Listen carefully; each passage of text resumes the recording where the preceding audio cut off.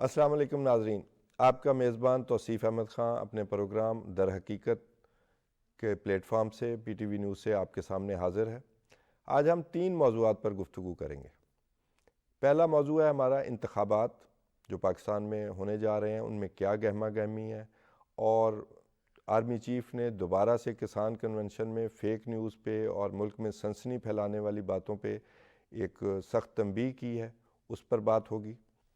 دوسری ایک انٹرسٹنگ سی سٹوری ہے، بڑی دلچسپ سٹوری ہے، بلومبرگ پر آئی ہے کہ ابو ظبی کا جو شاہی خاندان ہے وہ دنیا کا اس وقت امیر ترین خاندان ہے۔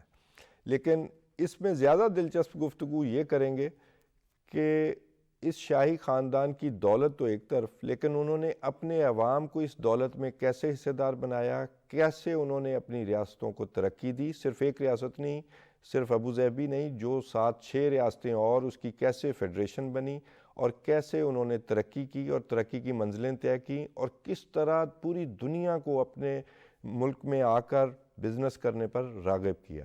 تو اس پر بات کریں گے۔ تیسرا ہمارا موضوع ہے بنگلہ دیش کے بھی انتخابات ہونے جا رہے ہیں، اور اس میں انڈیا کس طرح مداخلت کر رہا ہے اور کب سے یہ مداخلت جاری ہے، اور ان کے سابق صدر نے اپنی کتاب میں جو بنگلہ دیش کے حکومتی معاملات ہیں اور کون اقتدار میں آئے گا اور کون نہیں آئے گا، اس میں جو مداخلت پر جو اپنا اعتراف وہاں پر اپنی کتاب میں اپنی آپ بیتی کولیشن ایئرز کے نام سے جو ان کی بک ہے، اس میں جو کیا ہے اس پر ہم گفتگو کریں گے۔ اس گفتگو کے لیے آج ہم نے زحمت دی ہے ایڈیٹر روزنامہ آواز جناب خالد فاروقی صاحب، تو ان سے بات ہوگی، اور ہم ان سے کسب علم پہلے بھی کرتے رہے ہیں، تو آج پروگرام کے ذریعے ان سے یہ تینوں موضوعات پر بات چیت کریں گے۔ السلام علیکم خالد صاحب۔ جی جناب، کیسے ہیں آپ؟ کیسے ہیں؟ ٹھیک ٹھاک۔ اچھا، یہ جو انتخابات ہمارے ہاں ہونے جا رہے ہیں، جی جی، تو اس حوالے سے پولیٹیکل پارٹیز کی جو سرگرمیاں ہیں وہ کس حد تک آپ کا خیال ہے کہ بھی وہ شروع ہو گئی ہیں؟ دیکھیے توصیف صاحب، یہ تو بڑی اچھی بات ہے کہ پاکستان میں انتخابات ہو رہے ہیں، اور یہ جمہوری تسلسل کا نام ہے۔ جی ہاں۔ پارلیمانی روایت کو ہم قائم رکھے ہوئے ہیں، اور 2002 کے بعد اور پھر 2008 میں جو الیکشن ہوئے، اس کے بعد آپ نے دیکھا کہ ایک تواتر کے ساتھ جو ایک مقررہ مدت تھی، 8 میں الیکشن ہوئے، 13 میں الیکشن ہوئے، پھر اس کے بعد 18 میں الیکشن ہوئے، اور اب الیکشن اپنی مقررہ یعنی عرصے کے دوران یہ الیکشن جو ہے یہ چوتھے الیکشن ہو رہے ہیں۔ اور جمہوریت کے لیے یہ کہا جاتا ہے کہ اگر کسی ملک میں 3 بار الیکشن جو ہیں اپنے وقفے صحیح ٹائم کے مطابق وقت پہ ہو جائیں، تو وہ وہاں پہ جمہوریت کو پھر کوئی خطرہ نہیں رہتا، یعنی وہ پٹری پر آ جاتی پٹری ہے، پہ ملک جو ہے نا وہ آ جاتا ہے۔ کمزور یا طاقتور کا سوال بعد میں پیدا ہوتا ہے۔ بالکل۔ تو پاکستان میں جو معاملہ ہے، یہ میں تو اس کو بڑا نیک شگون سمجھتا ہوں۔ میں تو کچھ چیزوں کے بارے میں میرا یہ توصیف سے یقین ہے کہ کچھ پازیٹیوٹیز جو ہوتی ہیں، مثبت جو اشاریے ہوتے ہیں، آپ کو ان کی طرف جانا چاہیے۔ جی ہاں۔ مشکلات جو ہیں وہ ہوتی رہتی ہیں، مشکلات آتی رہتی ہیں، آپ کو معاشی مشکلات آتی ہیں، آپ کا اقتصادی بحران آپ کا ہوتا ہے، آپ کا سیاسی بحران ہوتا ہے۔ ان سب سے آپ کو نکالنے کا جو سب سے بہتر راستہ ہے وہ ہے ایک الیکٹڈ گورنمنٹ، وہ ہے انتخابات، وہ ہے آپ کا پارلیمنٹ کا ہونا۔ جیسے عدالتیں اور دوسرے ادارے موجود ہیں، اس طرح پارلیمنٹ کا ہونا جو ہے، اور اس کی پارلیمنٹ کی سپرمیسی کا ہونا، یہ بہت ضروری ہے۔ اور بڑی خوشی کی بات یہ ہے کہ تمام بڑی پولیٹیکل پارٹیز جو ہیں ان انتخابات کے لیے تیار ہیں۔ چھوٹے موٹے مسائل چلتے رہتے ہیں، وہ تو ہوتے ہمیشہ سے رہتے ہیں۔ اتنے بڑے ملک میں انتخابات ہونے جا رہے ہیں، 25 کروڑ کے ملک میں تو انتخابات ہونے جا رہے ہیں، تو مسائل تو ہوں گے، لیکن جو سیاسی پارٹیاں ہیں وہ کب تک آپ سمجھتے ہیں کہ عوام میں، پبلک میں جلسے جلوسوں کے ذریعے جو ہے وہ عوام میں پہنچیں گی، یا کچھ وقت کے ساتھ ساتھ جدت کے ساتھ کچھ عوام تک پہنچنے کا یا اپنا پیغام پہنچانے کا کچھ آپ سمجھتے ہیں کہ کچھ اس کا ذرائع بھی بدل رہے ہیں؟ ایگزیکٹلی بات یہی ہے نا۔ اب ہم سمجھ رہے ہیں اس کو 20 سال 30 سال یا 40 سال پہلے والا روایتی وہ طریقہ کار، اب جلسہ ہر روز ہوتا ہے۔ ہر پارٹی کہیں نہ کہیں جلسہ اس طرح سے کر رہی ہوتی ہے کہ وہ اپنے اپنے لوگوں کو سوشل میڈیا پہ اٹریکٹ کرتے ہیں، یہ الیکٹرانک میڈیا کے ذریعے اٹریکٹ کیا جاتا ہے، باقی اخبارات کے ذریعے آپ کو پتہ ہے پرنٹ میڈیا پہلے اس میں کرتا تھا۔ تو یہ ٹولز چینج ہو گئے ہیں، پبلک تک ایکسیس کے جو ٹولز ہیں وہ چینج ہوئے ہیں۔ یعنی ہمیں جو شکایت ہے کہ پارٹیز جو ہیں وہ باہر نہیں آ رہی، اور ابھی یہ معاملہ، ابھی وہ سرگرمیاں پہلے والی نہیں نظر آ رہی، تو انفیکٹ یہ ہے کہ اب وہ ٹولز بھی بدل گئے ہیں. بالکل ٹولز چینج ہو گئے ہیں، اور اس کے مطابق آپ کبھی مطلب آپ اسٹڈی کر لیں امریکہ کے الیکشن کو یا دوسرے ملکوں میں، وہاں جو کچھ الیکشن، یہ تو نہیں ہے نا کہ وہ سارا سال الیکشن کمپین شروع ہوئی تو اسی میں لگے رہتے ہیں. یہاں بھی آہستہ آہستہ وہی طریقہ کار آ رہا ہے نا کہ آپ الیکشن کے ٹائم پہ الیکشن کی سرگرمیوں کے لیے وقت نکالیں، لیکن ساتھ ہی جو زندگی کے دوسرے معاملات ہیں ان کو چلاتے رہیں. تو اب تک میرا اپنا خیال یہ ہے کہ اس کی سب سے بڑی نشانی یہ ہے کہ جتنی بڑی تعداد میں تمام پولیٹیکل پارٹیز نے اپنے پیپرز فائل ان کے کینڈیڈیٹس نے کیے، ان کی تعداد اگر آپ دیکھیں تو اگر کسی پارٹی کو شکایت بھی ہے مثال کے طور پہ تو اس کے کینڈیڈیٹس کی تعداد سب سے زیادہ ہے. نہیں، وہ تو ابھی میں اس پہ بات بھی کروں گا. ایک پروپیگنڈا اور فیک نیوز کا معاملہ بھی جو ہے وہ اس پہ بھی ہے، لیکن آپ یہ سمجھتے ہیں کہ اس دفعہ کسی حد تک جو ہے الیکشن جو ہیں وہ پارٹیوں کے منشور پر لڑے جانے کا آپ کو کتنا امکان ہے، یا ہم ایک کھوکھلے نعروں پر ابھی چلیں گے؟ کبھی جیسے نعرے دے دیے جاتے ہیں اور اس کی بنا پر عوام کو جذباتی کر کے ایکسپلائٹ کیا جاتا ہے. نہیں دیکھیے، میرا اپنا یہ خیال ہے کہ جو پارٹیوں کا منشور ہوتا ہے نا یہ تو موجود رہتا ہے پہلے سے پہلے، ہر الیکشن میں ان کا منشور آتا ہے نا. ابھی بھی آپ نے جیسا کل دیکھا پرسوں کہ پیپلز پارٹی نے اپنا 10 نکاتی منشور دیا، بڑا ایگریسو بھی ہے، بڑا انقلابی بھی ہے، پروگریسو ہے، ایگریسو بھی ہے، پروگریسو بھی ہے. میرا خیال ہے کہ انہوں نے اپنی جو کانسٹیچوئنسی تھی اس کو دوبارہ سے اٹریکٹ کرنے کی کوشش کی ہے. اچھا، بیسک نیڈز جو ہیں پبلک کی اس پہ بھی انہوں نے بات کی ہے. اسی طرح مسلم لیگ نون کا منشور آ رہا ہے، اس طرح پی ٹی آئی کا منشور آ جائے گا، اسی طرح باقی جو پارٹیز ہیں ان کے منشور بھی ہیں. اچھا، باقی پارٹیز کے ہمیشہ سے منشور وہ بھی جیسے رہتے ہیں. جو اصل سوال یہ ہے کہ پارٹیاں اپنے منشور تو دیتی ہیں، ان پر عمل درآمد کس حد تک ہوتا ہے؟ آپ نے مطلب جو کچھ فائل ورک کیا اس میں سب کچھ آپ نے اچھا دے دیا. آپ نے سب سے پہلی بات کیا کہ جب بھی ہماری پولیٹیکل پارٹیز آتی ہیں تو وہ عوام کو ایڈریس کرتی ہیں، ان کے مسائل بنیادی جو ہوتے ہیں ان کی ضروریات کو ایڈریس کیا جاتا ہے. روٹی کپڑا مکان کے نعرے سے لے کے آج انصاف تک کا جو نعرہ دیا جاتا ہے اور روزگار کی جو بات کی جاتی ہے، یہ سارا کچھ اسی چیز میں آتا ہے نا. تو بعض اوقات پبلک کو کوئی سلوگن ایسا ہوتا ہے، کوئی ایک ایسا کسی منشور میں ایسا پوائنٹ آ جاتا ہے کہ اس پہ لوگ چلتے ہیں. میں نے جیسے سب سے پہلا منشور کو نعرہ بنا دیا جاتا ہے، میں نے جیسے روٹی کپڑا مکان کی بات کر دی، تو یہ آج تک لوگوں کو نہیں بھولا. سو اس کے بعد جو اب جو لوگوں کا جو پارٹیز کا جو منشور آئے گا، میری دعا تو یہ ہے اور خواہش بھی یہ رکھنی چاہیے کہ پولیٹیکل پارٹیز اپنے منشور پر چلیں، جو کچھ وہ کہیں وہ ریئلسٹک کہیں، پاپولزم کی طرف نہ جائیں. جو وہ عوام کو بتائیں گی، جو کچھ وہ منشور دیں گی، پبلک کو ایک ہوپ جو دیں گی، وہ ریئلسٹک ہونی چاہیے. ان ریئلسٹک جب آپ ہوپ دیتے ہیں تو اس کے بعد پھر پبلک جو ہے وہ پھر اس کے پیچھے چلتی ہے. انفیکٹ ہم تاریخ دیکھیں خالد صاحب تو پاپولزم جو ہے اس کی بنا پر تو آپ کیوس کی طرف انفیکٹ جاتے ہیں. جی بالکل. اور آپ ریئلٹی سے پبلک کو بھی دور کرتے جاتے ہیں اور خود تو آپ رہنا ہی چاہتے ہیں تاکہ وہ اس ایک خاص سنڈروم میں اپنی پبلک کو ڈال لیں. تو اس بنا پر آپ نے بھی دیکھا، آپ نے روز دیکھتے بھی ہوں گے کہ فیک نیوز اور اداروں کا مذاق اڑانا، لوگوں کا شخصیات کا مذاق اڑانا اور ایک سنسنی سی پیدا کرنے کی روزانہ ایک کوشش ہوتی ہے. کبھی وہ کامیاب ہو جاتی ہے، کبھی ناکام ہوتی ہے. وہ میں اکثر دہراتا ہوں کہ جھوٹ جو ہے وہ پورے شہر کا سفر کر آتا ہے اور سچ جو ہے ابھی جوتے پہن رہا ہوتا ہے. تو اس بنیاد پر اور اسی موضوع پر یہ کسان کنونشن سے آرمی چیف نے بھی خطاب کرتے ہوئے اس موضوع پر بات کی ہے کہ فیک نیوز پہ، اور جس سے ریاست کو کمزور اور بے بس دکھایا جانا مقصود ہے. تو اس معاملے کو کیسے ڈیل کیا جا سکتا ہے اور اس کے پیچھے آپ ہمیں یہ بھی بتائیں گے کہ موٹیوز کیا ہیں کہ آخر ریاست کو بے بس دکھانا کیوں مقصود ہے اور کن کو مقصود ہے؟ دیکھیے، پہلی بات سے جو ہم پہلے بات کر رہے تھے پاپولزم کی، اس سے جڑی بات اگلی اس کو کرتے ہیں. سم ٹائم لیڈرشپ جو ہے نا وہ پاپولزم میں چلی جاتی ہے. ٹھیک وہ سلوگن ایسا دیتی ہے. بعض اوقات آپ اس کا نتیجہ کیا نکلتا ہے؟ ایک تو آپ کوئی دیر پا سیاست یا دیر پا چل نہیں سکتے نا. اس کا نتیجہ تو جی خالد صاحب ہٹلر کا جرمنی آپ سب سے بڑی. اچھا، دوسری بات یہ کہ سم ٹائم آپ ایک ایسی سوسائٹی ڈیولپ کر دیتے ہیں جو پاپولزم پہ چلتی ہے. یہ بڑا ڈینجرس ایلیمنٹ تب ہوتا ہے کہ آپ سوسائٹی کو اس طرف ڈیولپ اتنا کر دیں کہ وہ بھی ریئلٹی سے ہٹ کے اس طرف چلی جائے. جی میں یہی عرض کیا. اچھا، جب یہ باتیں آ جاتی ہیں تو پھر آپ اس میں فیک نیوز کا سہارا بھی لیتے ہیں، پھر آپ اس میں ابہام بھی پیدا کرتے ہیں، غیر یقینی بھی پیدا کرتے ہیں. پر آج کی کسی بھی ریاست میں کامیاب ریاست میں سب سے بڑی بات یہ ہونی چاہیے کہ آپ اس سازش کو سمجھیں یا اس کو جو بھی شخص اس کا ذمہ دار ہے، کوئی پارٹی ذمہ دار ہے، کوئی گروہ ذمہ دار ہے جو ریاست کے خلاف کوئی بات کرتا ہے، آپ اس کو پکڑ کریں۔ یہ اجتماعی ذمہ داری پھر بنتی ہے، یہ تمام سیاسی پارٹیوں کی ذمہ داری بنتی ہے۔ آرمی چیف نے تو کہہ دیا اور بڑی اچھی بات انہوں نے کہی ہے، لیکن بنیادی طور پہ دیکھنے کی بات یہ ہے کہ اس میں سٹیک ہولڈر کون کون بنتا ہے۔ کیا میں بنتا ہوں، آپ بنتے ہیں، پولیٹیکل پارٹیز بنتی ہیں؟ جب تک یہ سارے لوگ نہیں بنتے تو آپ کسی ادارے سے، کسی پارٹی سے، کسی پرسن سے، کسی لیڈرشپ سے آپ یہ توقع نہیں کر سکتے کہ آپ اس کا مداوع کرنے میں کامیاب ہو سکیں گے۔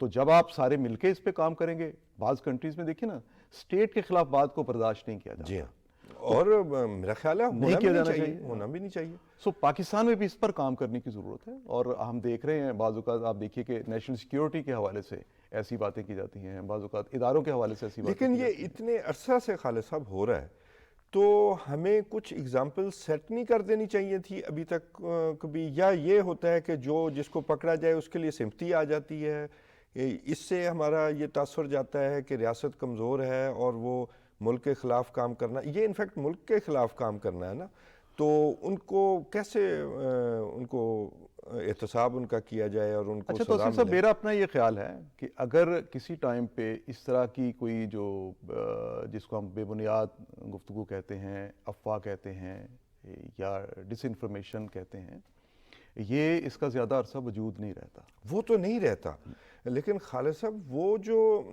نقصان ہوتا ہے، جی ہاں، جس طرح ان شخصیات کو بھی ان کا تشخص جو ہے وہ خراب ہوتا ہے، ان کا امیج جو ہے وہ خراب کیا جاتا ہے، اداروں کا امیج خراب کیا جاتا ہے، حتیٰ کہ بعض اوقات خوف آتا ہے کہ آپ ایسا ایک ایکو چیمبر بنا دیتے ہیں جس میں آپ کو لگتا ہے کہ شاید سب کچھ ختم ہونے اچھا والا ہے۔ آپ دیکھیں نا، اس سلسلے میں جو ہے نا، قانون کو اپنا راستہ لینے کی ضرورت ہے، جی ہاں، قانون کو ایفیکٹو میں بنانے آپ کی کو اسی ضرورت ہے۔ طرف لا ہاں رہا جی تھا۔ بالکل، آپ کو قانون پر عمل درآمد کی ضرورت ہے، سختی سے عمل درآمد کروانے کی ضرورت ہے۔ اس بارے میں کسی طرح کی رعایت نہیں دینی چاہیے۔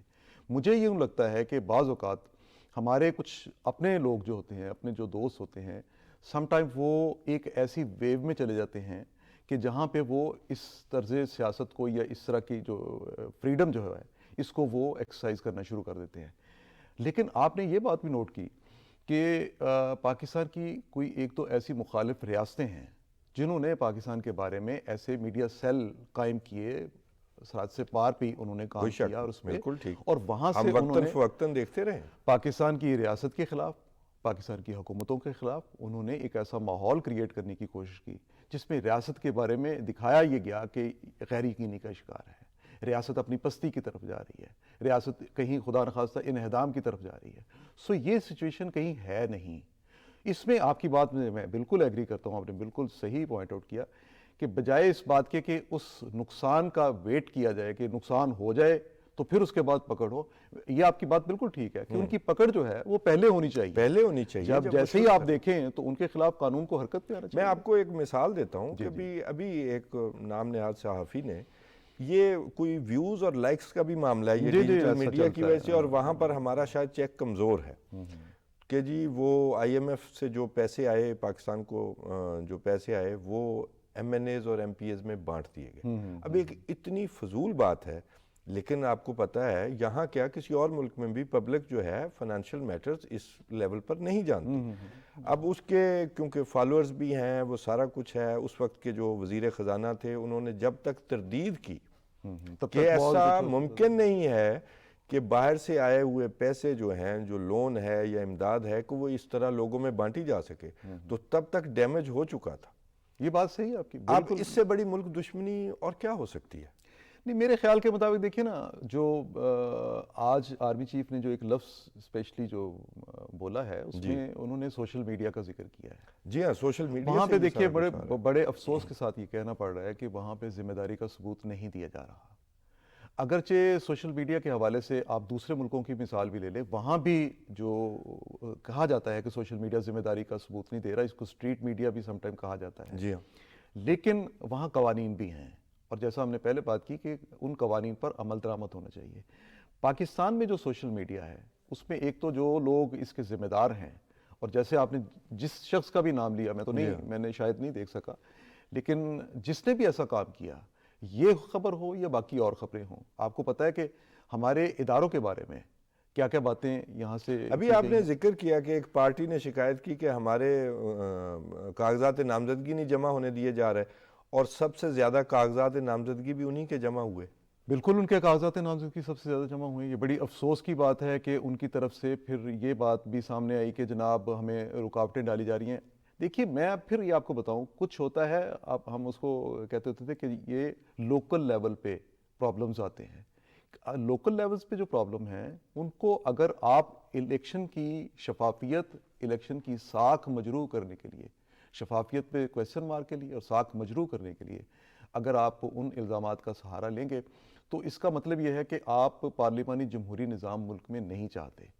اگر ایک الیکشن ایسے ہوں جس پر اعتبار نہ کیا جائے یا لوگوں کا اعتبار ختم کرنے کی کوشش کی جائے تو پھر تو میں مطلب جو الیکشن اعتبار کا ختم کرنے کی تو کوشش جی آپ دیکھیں پچھلے کچھ عرصہ سے جاری ہے، جو نظر بھی آتا ہے، اور دنیا ایک گلوبل ولیج ہے، اور اس کا باہر امپریشن بھی تو جاتا ہوگا نا، غلط یا صحیح اس میں تو دیکھیے نا توصیف صاحب، اس میں افسوس کی بات یہ ہے کہ جو باتیں سنی جا رہی ہیں وہ یہ ہے کہ کچھ لوگوں نے ایسے اپنے سیل قائم کیے ہوئے ہیں جہاں سے وہ مسلسل ایک پروپیگنڈا کمپین جو ہے وہ اس الیکشن کی شفافیت اور اس کی ساکھ پر وہ اٹھا رہے ہیں۔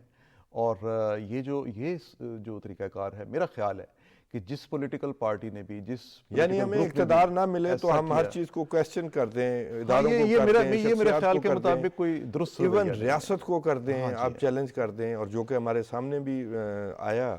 تو اس کے لیے میرا تو خیال ہے ہمارے پاس قانون موجود ہیں، بس اس پر عمل کرنے کی ضرورت ہے، اور کچھ لوگوں کو اگزامپل بنانے کی ضرورت ہے کہ بھی بہت ہو گیا، آپ سیاست میں جو کچھ کہنا دیکھیں چاہتے نا، ہیں اس میں ہوتا یہ ہے کہ آپ پھر آزادی اظہار کا سہارا لیتے ہیں۔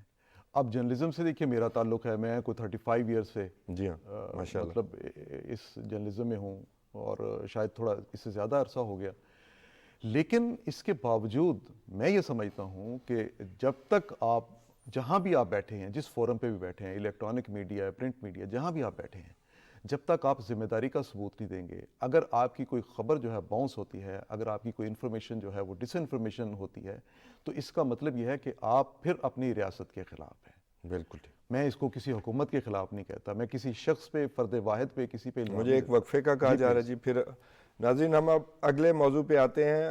ابھی وقفے کا کہا جا رہا ہے، انٹرول کے بعد ہم حاضر ہوتے ہیں۔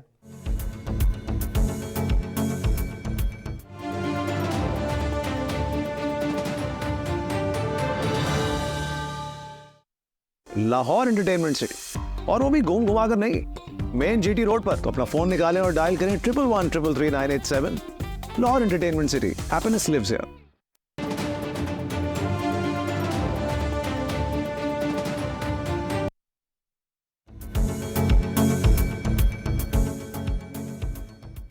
جی ویلکم بیک ناظرین، اب ہم اپنے دوسرے موضوع کی طرف آتے ہیں، جس میں ایک انٹرسٹنگ سی رپورٹ ہے کہ بلومبرگ نے جو رپورٹ شائع کی ہے کہ ابوظہبی کے جو بادشاہ ہیں، یا ابوظہبی کے جو شاہی خاندان ہے، وہ دنیا کا اس وقت امیر ترین خاندان ہے۔ فیملی کے طور۔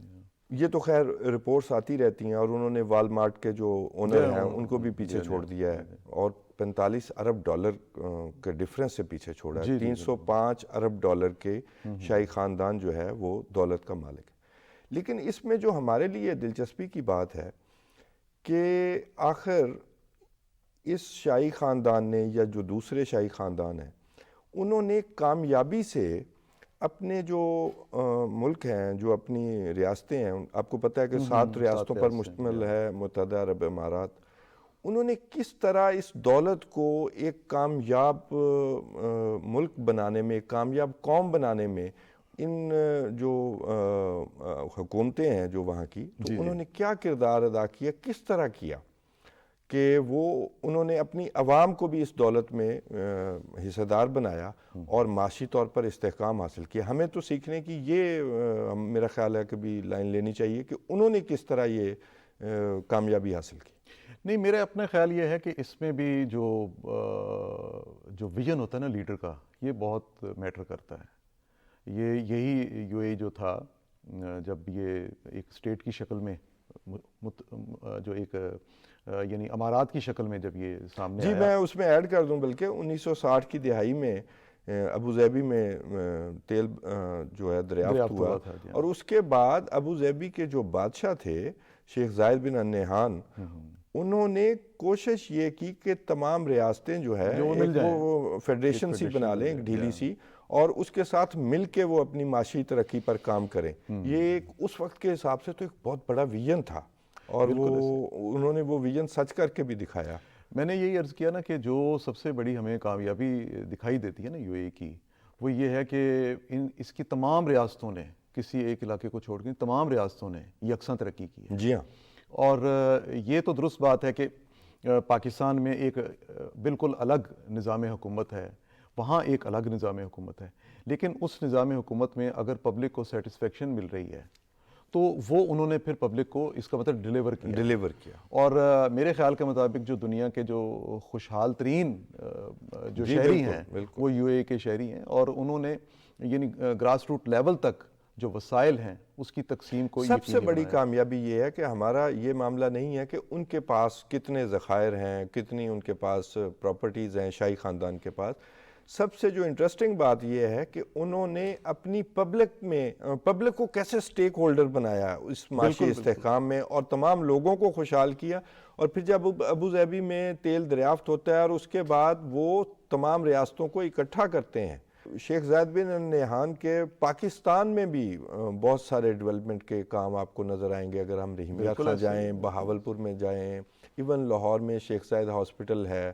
اور یہ بھی مطلب کہ وہ انہوں نے ترقی کا سفر جو ہے وہ صرف وہاں تک محدود نہیں کیا. دیکھیے یہ تو توصیف صاحب ایسا تھا ایک وقت جو تھا، اور آج بھی ویسے ہی ہے میرے خیال کے مطابق، کہ یہ دبئی اور ابو ظبی کے جو حکمران ہیں یہ پاکستان کو اپنا دوسرا گھر کہتے تھے. جی ہاں. آج بھی کہتے ہیں، اور پاکستان بھی اس ملک کو اپنا دوسرا گھر سمجھتا ہے. اور آپ کو پتہ ہے کہ ہم تمام ایون کرکٹ میچز جو ہیں، جب پاکستان میں جب ہم پہ مشکل وقت آیا تھا، سری لنکا والا جو ایشو ہوا، اور اس میں بھی آپ کو پتہ ہے کہ ہمارے یہ جو پڑوسی ملک کی سازش تھی، تو وہ اب ہم وہاں پہ اپنے میچز جو ہیں یہ کرواتے رہے. اکانومی پاکستان کی جو ہے اس کو سٹیبل کرنے میں یو اے کا بہت ہر بڑا دفعہ وہ کردار ادا کرتے ہیں.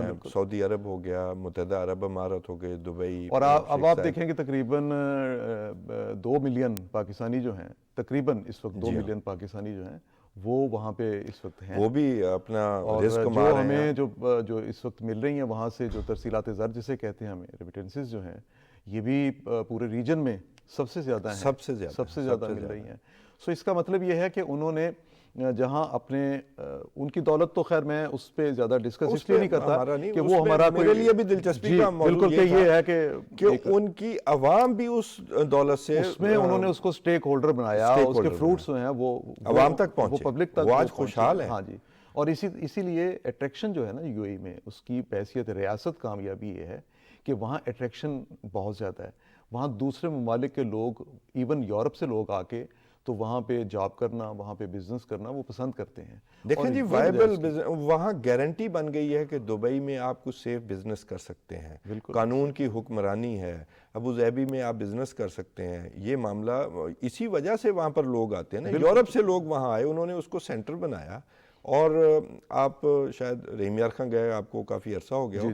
رحیم یار خان بھی جائیں تو آپ دیکھ کے حیران رہ جائیں گے کہ شیخ زائد نے وہاں پر کتنا، اس شاہی خاندان نے کتنا ڈیولپمنٹ کا کام کرا. اچھا لیکن میری توصیف صاحب اس میں ایک بڑی خواہش ہے، اور اس پہ کام بھی حکومتوں کو، جو بھی حکومت ہو ہماری، اس کو کرنا چاہیے کہ جن کنٹریز کے ساتھ آپ کے اتنے اچھے تعلقات ہیں، دوستی ہے، ایون آپ بردرلی ایک طرح کا برادر ملک، دوستی سے بھی آگے والا معاملہ، آپ اپنی اکانومی کو کامیاب کرنے کے لیے اپنے جو اقتصادی تعلقات ہیں ان کو زیادہ کیوں نہیں بڑھا رہے؟ میرے اپنے خیال کے مطابق جو ضرورت سب سے بڑی ہے، ہمارے لیے چیلنج بھی ہے، کہ آپ اپنے ان دوست ملکوں کے ساتھ جتنی آپ کی تجارت بڑھتی ہے اس کو بڑھانے کی کوشش کریں. پالیسیز ایسی آئیں جیسے وہاں پہ جتنی ایک آزادی ہے اور جتنا وہاں پہ ایک پاکستان کے لیے نیک ایک جذبہ رکھا جاتا ہے، اس سے فائدہ اٹھانے کی کوشش کرنی چاہیے. اور یہ پاکستان میں میرے اپنے خیال کے مطابق محض حکومتوں کا نہیں، جو افرادی طور پر جو انفرادی طور پر جو ہمارے جو مختلف گروپس ہیں جو صنعتی اور تجارتی تعلقات کو بڑھانے میں اس میں مدد کر سکتے ہیں، ان کو اس پہ بڑا کام کرنے کی ضرورت ہے. ہمارے تاجر حضرات جو ہیں ان کو، صنعت کاروں کو. میرا خیال ہے کہ ہمیں کیا ان کے معاشی ماڈل کو بھی نہیں دیکھنا چاہیے کہ اس میں ہم کیا لے سکتے ہیں؟ اس معاشی ماڈل میں سب سے بڑی جو چیز ہے نا جی، انہوں نے اس میں آزادی دی ہے. انہوں نے جو قدغنے ہیں، جو پابندیاں ہیں، جو سرخ فیتہ جسے ہم کہتے ہیں، اس سے ختم کر دیا. اور اب میرا خیال ہے ابھی بھی کچھ عرصہ پہلے SIFC کے ذریعے بھی شاید ہم نے اسی طرح کے اقدامات لینے کا اعلان کیا ہے. نہیں، میرا تو اپنا خیال ہے ہم ون ونڈو آپریشن کی طرف جی. اگر تو جو SIFC کا آپ نے ذکر کیا، اگر تو اس کے ذریعے جتنی ہم انویسٹمنٹ ان سے توقع کر رہے ہیں پاکستان میں، اگر اتنی انویسٹمنٹ ہو جاتی ہے، اور اسی طرح سے UAE کے علاوہ ہم سعودی عرب سے بھی یہ توقع رکھ رہے ہیں اس وقت. اور یہ بڑے، آپ کو پتہ ہے کہ پرائم منسٹر گئے تھے سعودی عرب بھی، ایون نیوم سٹی ایک بہت بڑا پروجیکٹ بننے جا رہا ہے. پچھلے مہینے پرائم منسٹر وہاں گئے تھے، کانفرنس بھی تھی وہاں، ان کے ساتھ MOUs پہ سائن بھی ہوئے. اور وہ میرا خیال ہے شاید $25 بلین کی پاکستان میں انویسٹمنٹ ہو سکتی ہے. اور یہ انویسٹمنٹ جو ہے آپ کے سب سے امپورٹنٹ جو سیکٹر ہے توانائی کا، اس میں زیادہ چانسز ہیں. پھر آپ کو پتہ ہے کہ پورٹس کا جو سسٹم ہے، اس میں وہ انویسٹمنٹ اپنی لانا چاہتے ہیں. اچھا، میں ابھی دیکھ رہا تھا کہ جو UAE کے ایمبیسڈر ہیں، یہ لاسٹ ایئر گئے تھے فیصل آباد. اچھا، فیصل آباد کیونکہ ٹیکسٹائل کا ہب ہم اس کو سمجھتے ہیں جی، پاکستان کا اسے کہا جاتا ہے. وہاں پہ چیمبر کے لوگوں سے انہوں نے جو تقریر وہاں پہ کی، اس میں انہوں نے بتایا کہ ہماری گنجائش بہت زیادہ ہے تعلقات کو، تجارتی تعلقات کو آگے بڑھانے کی. اگر یہ اس طرح کا معاملہ کہیں ہو جاتا ہے تو میرے خیال کے مطابق یہ بڑی اچیومنٹ ہوگی. ہماری حکومتوں کو اس طرف توجہ دینے کی ضرورت ہے. ماڈل والی آپ نے جو بات کی، ماڈل والی بات بڑی اچھی ہے، لیکن اس میں بنیادی طور پہ یہ کرنا پڑے گا کہ آپ یہ رکاوٹیں جو، میرا خیال ہے سادہ معاشی ماڈل تھا کہ اپنی پبلک کو اپنے ساتھ سٹیک ہولڈر بنانا ہے. یہاں ان ریاستوں میں بالکل مختلف ہمیں جو ہے معاملہ سامنے آیا. اور اگر اس خطے میں کوئی سٹیبل ملک کہے جا سکتے ہیں یا ریاستیں کہی جا سکتی ہیں تو وہ یہی، اور انکلوڈنگ سعودی عرب ہے. اور معاشی ماڈل میرا خیال ہے کہ SIFC شاید ہم بھی شاید اسی طرف جا رہے ہیں کہ جس میں یہ سرخ فیتہ، جیسے آپ نے بڑی اچھی ٹرم یوز کی، یہ نہ ہو. اور شاید یہ ہمارے پیچھے رہ جانے کا یہ بھی ایک بہت، دیکھیے میں تو اس میں میرے ذہن میں، جیسے ہم جب بھی کسی اس طرح کے ہمیں بات کا موقع ملتا ہے تو میں تو یہ سمجھتا ہوں کہ آپ پاکستان میں کچھ سیکٹر جو ہیں مخصوص کر دیں، جہاں سے آپ ایکسپورٹس کو اپنی کو بڑھانے کے لیے آپ ان ملکوں کی ضروریات کے مطابق وہ چیزیں جو وہاں پہ جن کی ڈیمانڈ ہے ان کی طرف آپ جائیں، اور آپ مخصوص کر لیں کچھ پوائنٹس. مثال کے طور پہ ایگری سیکٹر میں جیسے آدمی چیز، میں ابھی یہی کہنا چاہتا تھا کہ وہ جیسے انہوں نے کہا، تو میں یہ سمجھتا ہوں کہ آپ یہاں سے جو ویجیٹیبل ہے، آپ یہاں سے میٹ جو ہے، یہ جو کوالٹی میٹ، کوالٹی ویجیٹیبل آپ ایکسپورٹ کر سکتے ہیں. اور جتنا میکسیمم آپ بڑھا سکتے ہیں اس کو وہ بڑھائیں. اور باقی کئی ایک شعبے ایسے ہیں جہاں پہ آپ UAE کو بہت میٹ اور بیف کی تو ضرورت ہے، اور میرا خیال ہے کسی حد تک جا بھی رہا ہے، لیکن آرگنائزڈ وہ جو کہتے ہیں نا، آرگنائز کرنے کی ضرورت ہے. بالکل ایسے اس میں یہ معاملہ تو ہے. اور کیا آپ یہ سمجھتے ہیں کہ ایگری فارمنگ جو ہے اس میں بھی متحدہ عرب امارات، ابوظہبی یا دبئی، یہ ممالک یہاں پر آ کر انویسٹ کرنا جا رہے ہیں یا کرنا چاہیں گے؟ بالکل کر سکتے ہیں. جو کارپوریٹ فارمنگ کا ایک بڑا، آپ کو پتہ ہے کہ یہ اس پہ کچھ کام ہوا بھی تھا، اور ہماری کوئی سعودی عرب کے ساتھ بھی نیگوسیشن اس طرح کی چل رہی ہے، جس میں وہ یہاں آ کے تو ایگری ہماری جو انڈسٹری ہے منرلز میں اور اس میں آ کے وہ آئیں. اچھا، اسی طرح منرلز کے حوالے سے تو جیسے آپ جانتے ہیں کہ ریکوڈیک ہے، تو اس میں وہ سعودی عرب کی بڑا ان کا انٹرسٹ ہے. کراچی پورٹ کے حوالے سے UAE کا انٹرسٹ ہے. اچھا، وہ سیکٹر جہاں پہ آپ ان کی ڈائریکٹ انویسٹمنٹ کروا سکتے ہیں. کوئی بھی ملک دنیا میں، تب آج کی دنیا میں کوئی بھی ملک معاشی طور پر اس وقت تک ترقی نہیں کر سکتا جب تک فارن انویسٹمنٹ جو ہے، ڈائریکٹ انویسٹمنٹ وہاں پہ نہ ہو. آپ دیکھیں اس کی سب سے بڑی مثال کیا ہے، چائنا میں فارن انویسٹمنٹ آئی تھی تو اس نے اس ملک کی اکانومی کو بوسٹ ہم دیا. چائنا کے بارے میں کسی وقت یہ تصور تھا کہ وہاں پر جس طرح کا سسٹم آف گورنمنٹ ہے تو وہ باہر سے لوگ نہ آنے دیں، یعنی کہ وہ خود بھی نہ آنے دیں. لیکن اس کے باوجود انہوں نے اپنی اکانومی کو کھول دیا اور فارن انویسٹمنٹ کو آنے دیا. بالکل آج وہ آپ دیکھیں، آپ اس میں چائنا کو دیکھ لیں. اس کے بعد جو اس وقت دنیا کی نئی ایمرجنگ اکنامک پاور بن رہا ہے، انڈونیشیا ہے. اچھا انڈونیشیا ہمارا تیسرے چوتھے نمبر پہ پارٹنر ہے، ٹریڈ پارٹنر ہے انڈونیشیا جو ہے. اچھا انڈونیشیا کی آپ وہ تو آپ نے پلان لینا ہے نا، کسی ملک کو ماڈل بنانا ہے تو آپ انڈونیشیا کو ماڈل بنا سکتے ہیں، وہاں بھی بڑی یہ انویسٹمنٹ آئی. بس اس میں مسئلہ یہ ہے کہ جیسے آپ نے یو اے ای کی بات کی، مسئلہ اس میں یہ ہے کہ آپ جس ماڈل کو یہاں انٹروڈیوس کروانا چاہتے ہیں اس میں جو بیجا رکاوٹیں ہیں، ابھی جو ایک لیگل فریم ورک بن رہا ہے سعودی عرب کے ساتھ انویسٹمنٹ کا، اس میں بھی بنیادی چیز یہ طے کی جا رہی ہے کہ جناب آپ کچھ جن معاملات میں الجھا دیا جاتا ہے یہاں پہ اداروں کی طرف سے نہیں ہونا چاہیے، وہ نہیں ہونا چاہیے. آپ اس میں سے نکالیں، میرے خیال کے مطابق آپ کے فرینڈز یہاں انویسٹمنٹ کرنے کے لیے 100% تیار. بہت شکریہ، آپ نے بہت ہمیں اچھی جو ہے وہ تجاویز بھی دیں، بلکہ ہمیں علم بھی حاصل کیا آپ سے. ناظرین ایک بریک لیتے ہیں چھوٹی سی، اور اس کے بعد دوبارہ حاضر ہوتے ہیں اپنے تیسرے سیگمنٹ کے ساتھ.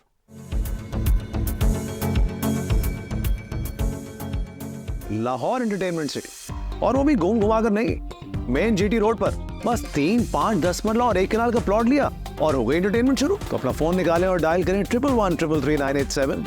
Lahore entertainment city, happiness lives here. Cash کی ضرورت ہو تو پورا کرتا ہے میرا پے پاک کارڈ. جانی اور مالی تحفظ دیتا ہے میرا پے پاک کارڈ. اپنے بینک سے پے پاک ڈیبٹ کارڈ نام لے کر طلب کریں. چوز ہوپ، چوز پے پاک.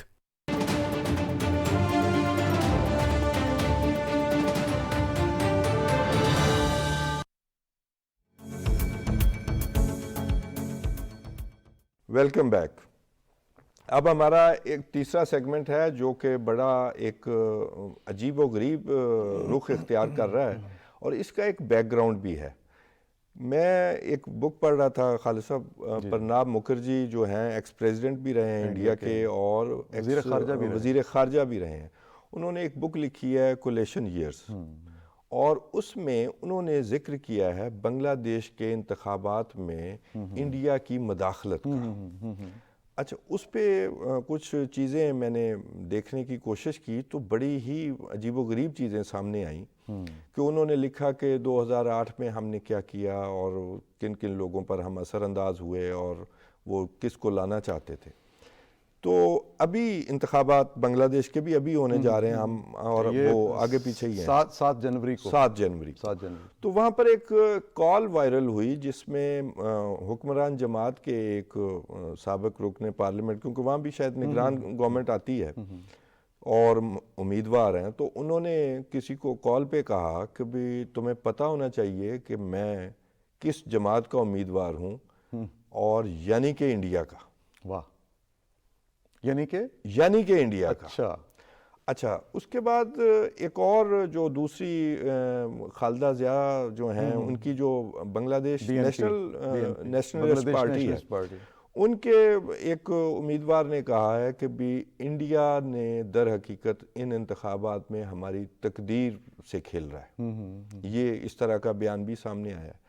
اچھا یہ آپ دیکھیے کہ 2008 میں یہ انہوں نے ایک نئی پالیسی لے کے آئے کہ بھی ہم نے بنگلہ دیش کے انتخابات پر اثر انداز ہونا ہے، اور اس کی تصدیق ان کے ایکس پریزیڈنٹ اور ان کے ایکس فارن منسٹر وہ اپنی کتاب میں تصدیق کر رہے ہیں کہ ہم نے یہ ممکن بنایا کہ 2008 کے الیکشن میں خالدہ ضیاء کسی صورت بھی اقتدار میں نہ آئیں اور شیخ حسینہ واجد جو ہیں وہ ملک کی پرائم منسٹر بنے.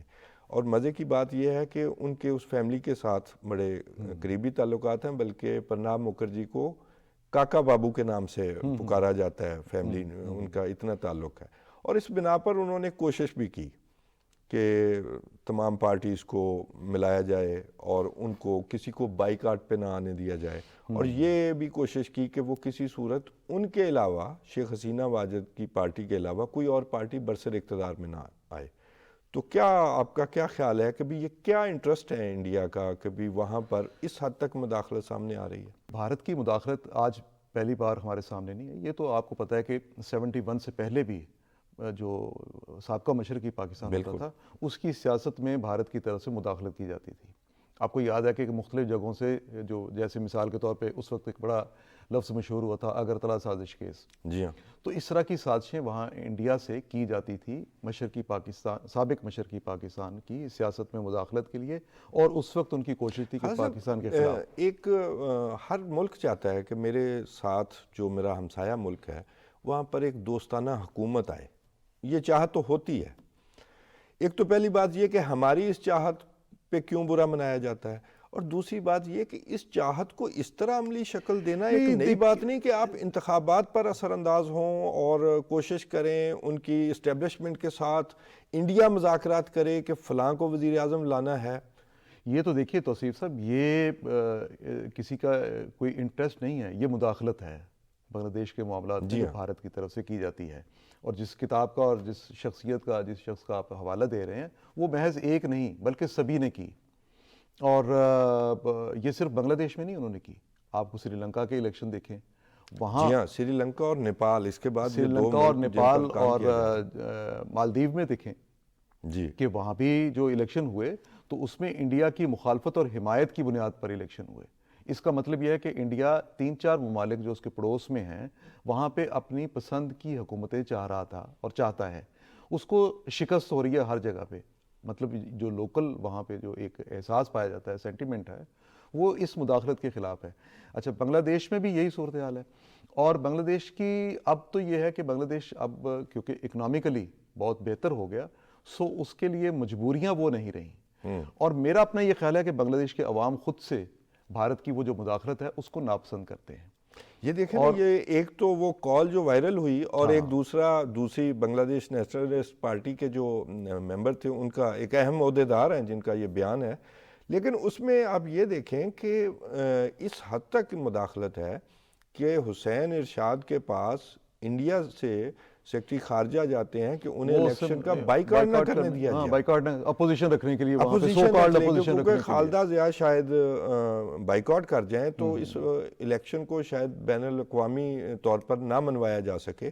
اور اس میں بھی یہ مطلب کہ اس لیول تک مداخلت. پھر 2014 میں آدھی رات کو پولنگ شروع ہو جاتی ہے 2014 کے الیکشن میں، اور بین الاقوامی میڈیا وہ دکھاتا ہے کہ آدھی رات کو ہی وہ پولنگ شروع ہو گئی اور ڈبے بھرے جا رہے ہیں، اور پھر تمام پارٹیز بائیکاٹ پہ چلی جاتی ہیں. اس میں جو مزے کی بات ہے کہ انڈیا اپنی ایک ٹیم بھیجتا ہے جو بنگلہ دیش کے انتخابات کی نگرانی کرتی ہے. اب بین الاقوامی میڈیا پہ یہ کلپس بھی چل گئے، یہ خبریں بھی چل گئیں. اس کے باوجود جو انڈین ٹیم نے انڈین جو انتخابات کی نگرانی کے لیے ٹیم گئی تھی، اس نے اپنی رپورٹ میں ایسی کسی دھاندلی کا ذکر نہیں کیا. ارے انہوں نے دیکھیں نا، ان کے اپنے مفادات جو ہیں نا وہ بیسیکلی، میں بنگلہ دیش کی داخلی سیاست جو ہے اس پر زیادہ بات میں خود سے سوچ رہا ہوں کہ نہ میں کروں، اس لیے کہ وہاں پہ عوام کو حق حاصل ہے کہ وہ اپنی مرضی کے فیصلے، اپنی مرضی کے حکمران لے کے آئیں. لیکن اصل چیز یہ ہے کہ اس پہ میرے اپنے خیال کے مطابق نہ صرف بنگلہ دیش کو بلکہ دوسرے ممالک جو ہیں ان سب کے عوام کو اسپیشلی یہ سوچنے کی ضرورت ہے کہ جو بھارت کی طرف سے مداخلت کی جا رہی ہے نا، اس مداخلت کا مطلب یہ ہے کہ بھارت بیسیکلی ریجن پہ اپنا ایک تسلط، غلبہ اور ایک ایسی اپنی ایک برتری چاہتا ہے جس کے نتیجے میں وہ اپنے فیصلے منوا سکے. ایک کانسیپٹ دیکھیے، جو ہمارے ساؤتھ ایشیا کے کنٹریز جو ہیں ان میں آپ کو پتہ ہے کہ سارک کے بارے میں ایک کانسیپٹ ایک یہ تھا کہ یہ ایک یورپین یونین کی طرح ایک منڈی ایسی بنے جہاں پہ لوگ ایک دوسرے سے، ریاستیں ایک دوسرے سے تعلق رکھیں، اور لیکن پیپل ٹو پیپل. لیکن اس کا یہ قطعی طور پہ مطلب نہیں تھا کہ کوئی ریاست دوسری ریاست کے معاملات میں جا کے مداخلت کرے. یہ تو بالکل لیول تک آپ دیکھیں کہ ان کی، اور 2008 سے سٹیٹڈ پالیسیز ہی بن گئی ہے. مطلب کہ دہلی میں یہ کوئی راز نہیں ہے کہ انڈیا جو ہے وہ بنگلہ دیش کے انتخابات پر اثر انداز ہوتا ہے، اور آج تک ان کی چوائس ایک خاص پارٹی ہے کہ وہی اقتدار میں رہے. ہاں بالکل. لیکن آپ نے دیکھا، میں نے آپ کو عرض کیا نا کہ آپ دیکھیں کہ جو سری لنکا میں الیکشن ہوئے تھے اور جو ابھی مالدیو میں الیکشن ہوئے، اس میں انڈیا کو اور انڈیا کے جو پسندیدہ امیدوار تھا اس کو شکست ہو گئی. ریزن اس کی یہ ہے کہ وہاں کی جو پبلک تھی وہ اس کے خلاف اٹھ کھڑی ہوئی، اور انہوں نے وہ جو انڈیا ان ملکوں کو یہ ہیجمونک ڈیزائن ہاں انڈیا نے ان ملکوں کو چھوٹے موٹے لون دینے کی کوشش کی اور دیے بھی انہوں نے, لیکن اس لون کے بدلے انڈیا چاہتا کیا ہے؟ انڈیا چاہتا ہے وہ مداخلت جو وہ اپنے ہاں کسی کی برداشت نہ کرے, جو کسی بھی خود مختار ریاست کو ہمارے ملک میں اگر وہ کوئی ایسی حرکت کرنے کی کوشش میں ابھی اس طرف آپ کو لاؤں گا کہ یہ ایسی کوشش کیا ادھر بھی کی جائے گی یا نہیں, کیونکہ یہ جس طرح آپ کہہ رہے ہیں سری لنکا میں بھی ایسے ہوا اور بنگلہ دیش کے آپ دیکھیں چیزیں سامنے آ رہی ہیں, تو یہ اس کی وجہ یہ ہے کہ چائنا کے ساتھ انڈیا کے تعلقات اچھے نہیں ہیں, پاکستان کے ساتھ نہیں ہیں, پھر پاکستان اور چائنا کے تعلقات بہت اچھے ہیں, برادرانہ تعلقات, تو اس کو کاؤنٹر کرنے کے لیے یہ ہیجمونک ڈیزائنز جو ہیں بنگلہ دیش کی طرف شفٹ کیے جا رہے ہیں آپ اور سری لنکا کی طرف کیے جا رہے ہیں, اور ایک طرح کی پراکسی گورنمنٹس بنانے کی کوشش ہے. دیکھیے میں نے آپ کو عرض کیا نا کہ بنگلہ دیش میں تو اس کی نے جو ایفرٹس کی تو وہ بنگلہ دیش کے عوام نے اس کے بارے میں فیصلہ کرنا ہے کہ وہ بہتر فیصلہ کیا کرتے ہیں, کیا وہ انڈیا کی اس بالادستی کو مانتے ہیں یا نہیں مانتے. دو ملکوں نے دوسرے ممالک جو تھے انہوں نے تو اس کو نہیں مانا, سری لنکا نے اور مالدیپ نے. جہاں تک پاکستان کی بات ہے, یہ تو آپ بھی جانتے ہیں میں بھی جانتا ہوں کہ پاکستان کو عدم استحکام کا شکار کرنے کی بھارت نے ہمیشہ کوشش کی. یہی میں کہہ رہا ہوں کہ ابھی ہمارے بھی الیکشن آ رہے ہیں تو ظاہر ہے ہم خطے کا اہم ترین ملک ہیں. نہیں میرا اپنا خیال ہے, نہیں میرا اپنا یہ خیال ہے کہ پاکستان کے عوام تو بھارت کو ایسی مداخلت نہیں کرنے دیں گے. لیکن اس میں ڈیزائن ڈیفرنس ہو سکتا ہے. ڈیزائن ڈیفرنٹ یہ ہے کہ جیسے ہم جانتے ہیں کہ بلوچستان کے حالات کو خراب کرنے میں بھارت کا بہت بڑا ہاتھ ہے اور وہ اس میں سازش کرتا ہے. اور صرف کہنے کی بات نہیں, ثبوتوں کے ساتھ کئی دفعہ پکڑے جا چکے. ہاں, اور اسی طرح سے جو وہاں پہ وہ کلبھوشن والا واقعہ ہوا وہ بھی ہم جانتے ہیں. اچھا, اسی طرح سے جو ہمیں دہشت گردی کا سامنا ہے اس میں بھی بیسیکلی میں نہیں سمجھتا کہ کوئی دہشت گرد گروپ ایسا ہے جو ہمارے سیکیورٹی فورسز کا مقابلہ کرنے کی صلاحیت اور اہلیت رکھتا ہو. بیسیکلی اس کے پیچھے پھر یہ ہے کہ ایک تو فنڈنگ ہے, دوسرا ویپن. فنڈنگ کے بغیر کوئی چیز چلتی نہیں جی. تو یہ ایک طریقہ, یہ پاکستان میں حالات کو خراب کرنے کا یا پاکستان کو الجھائے رکھنے کا یہ ایک طریقہ بھارت کے پاس ہے. باقی یہ ہے کہ میرا اپنا یہ خیال ہے کہ پاکستان ماشاءاللہ اتنی مضبوط سٹیٹ ہے کہ وہ بھارت کو کوئی ایسی جو ہے نا جرت نہیں ہو سکتی کہ وہ ڈائریکٹلی تو سوال نہیں پیدا ہوتا. یہ ڈیزائن یہاں تو نہیں چل سکتا, لیکن یہ ضرور ہے کہ بھی آپ میں ایک کیوس پیدا کرنے کے لیے ایک افراتفری, جو کہ ابھی ہم نے پہلے جو ہمارا موضوع تھا اس میں بھی یہی تھا کہ اس میں تو وہ اپنا کردار ضرور ادا کرنا چاہے گا. اور میں کہتا ہوں کہ جس طرح کی اس وقت وہاں پر معاملات چل رہے ہیں اور جس طرح کی گورنمنٹ ہے وہ کیوں نہ چاہیں گے کہ ہم ان کے کوئی عدم استحکام پیدا کریں. دیکھیں نا وہ جو ہم نے ابھی جس بات کی طرف آپ دوبارہ واپس لے آئے ساری گفتگو کو جہاں سے آپ نے شروع کی, لیکن میں آپ کو آخر سے پھر پہلے ہاں وہی بالکل بڑی اچھی بات ہے. وہ بیسیکلی جو سب سے بڑا ہمیں یہاں پہ پاکستان میں جس چیز کا خطرہ ہے اور رہتا ہے وہ اس کی پروپیگنڈا مشینری ہے. اس میں وہ بے دریغ پیسہ بھی خرچ کرتے ہیں. جو ان کا ڈوبل جیسا شخص جو ہے آپ جانتے ہیں کہ اس کے عزائم, اور اس نے کئی دفعہ اس بارے میں کھلے عام بات کی کہ وہ پاکستان میں تو یہ افراتفری جو ہے اور ان کے جو کئی اور زیادہ زور وہاں پر آپ دیکھیں کہ انڈین جو کنٹینٹ ہے وہ ہمیں سوشل میڈیا پر ہی نظر آتا ہے, اور ہمارے کچھ نادان دوست اور بعض لوگ بائے کرتے ہیں چیزوں کو. بالکل بالکل, یہ بڑی افسوس کی بات ہے.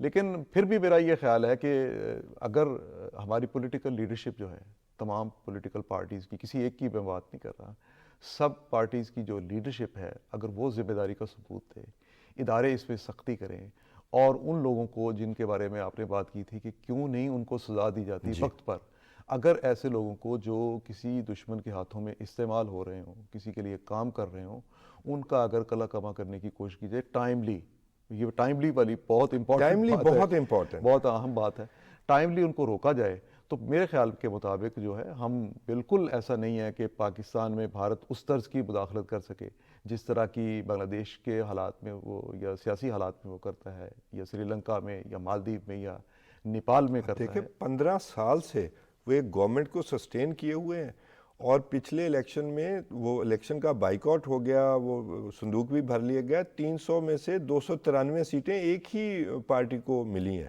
ہاں انہوں نے بائیکاٹ کر دیا تھا تو وہ ظاہر ہے کہ انہوں نے پھر سیٹیں لے لی. جی اپنا مشن تھا کہ تقریباً 40% جو ہے وہ ووٹر ٹرن آؤٹ رہے تاکہ باہر کی دنیا کو یہ پتہ چل سکے کہ تسلی ہو کہ ووٹنگ ہوئی ہے, ایک سیٹسفیکٹری سا ہوا ہے معاملہ, انتخابات ہوئے ہیں, اور وہ 40% ہی آیا جی ہاں بالکل بالکل. یعنی کہ یہ آپ آج کا کام نہیں ہے, یہ پچھلے 15 سال سے جاری ہے, اور اس میں کانگریس یا بی جے پی کا ڈیفرنس نہیں ہے, یہ ان کی کچھ اسٹیٹ پالیسی ہے نا جی. انہوں نے دیکھیے انہوں نے کوشش یہ کی ہے, میں نے جیسے ہم پہلے بھی بات کر رہے ہیں, انہوں نے کوشش یہ کی ہے کہ ان ملکوں میں ابھی دیکھیے نا آپ انڈیا کے ڈیزائن دیکھیں نا کیا ہیں, وہ آپ دیکھیں کہ انڈین اوشن میں بحر عرب میں کہاں تک وہ جانے کی کوشش کر رہے ہیں اور مداخلت کس حد تک کر رہے ہیں کہ انہوں نے اپنا جو نیوی ہے اس کو ڈپلائی کیا دور انڈیا سے بہت دور جا کے. اسی طرح جو ان کا آسٹریلیا کے ساتھ امریکہ کے ساتھ جو ایک الائنس بنا اس میں بھی انہوں نے جا کے تو ادھر وہ ساؤتھ چائنا سی کی طرف وہ چلے گئے. سو اس میں جو بھارت ہے اس کی جو فوجی قیادت ہے اس کی طرف سے یہ کہا جاتا ہے کہ ہم 2 محاذوں پر لڑ سکتے ہیں. تو اس میں ظاہر ہے کہ 2 محاذ ان کا ذکر کرتے ہیں, وہ نام لے کے کرتے ہیں پاکستان اور چائنا کا. ہماری تو کوئی خواہش نہیں ہے اس طرح کی کہ ہم نے کوئی ٹکراؤ اور تصادم کی اور جنگ کی کوئی فضا پیدا کرنی ہے اور ایسا کوئی ماحول رکھنا ہے. ہم تو دیکھیے ایک پاکستان اسٹیٹ کا ایک موقف جو ہے وہ یہ ہے علاقے میں امن اور استحکام, اور اس میں پاکستان نہ کسی کوئی معاملات میں مداخلت کرتا ہے, نہ ہی پاکستان کی یہ خواہش ہے کہ معاملات میں مداخلت کی جائے. اگر کوئی ملک جو ہے وہ اس طرح کی بالادستی کی خواہش رکھتے ہوئے یہ حرکت کرے گا, کوئی مداخلت کرے گا کوئی, تو ظاہر ہے کہ پھر اس کے جواب میں پھر حالات جو ہیں وہ مناسب جواب ملا ہی کرتا ہے, دیا گیا ہے, ملا کرتا ہے. جی ہاں بہت شکریہ خالد فاروقی صاحب. جی ناظرین, امید ہے آپ کو یہ تینوں جو ہمارے موضوعات ہیں جن کا انتخاب آج ہم نے کیا تھا, ان پر خالد فاروقی صاحب سے جو ہم نے علم حاصل کیا اور جو انہوں نے باتیں کی, جو نئی تجاویز بھی دیں, اور جس طرح کے معاملات سامنے آ رہے ہیں ان کو کس طرح کاؤنٹر کیا جا سکتا ہے, وہ ضرور پسند آیا ہوگا. ہم اگلے پروگرام کے ساتھ اگلے ہفتے آپ سے دوبارہ ملیں گے. اس وقت تک اپنے میزبان توصیف احمد خان کو اجازت دیجیے.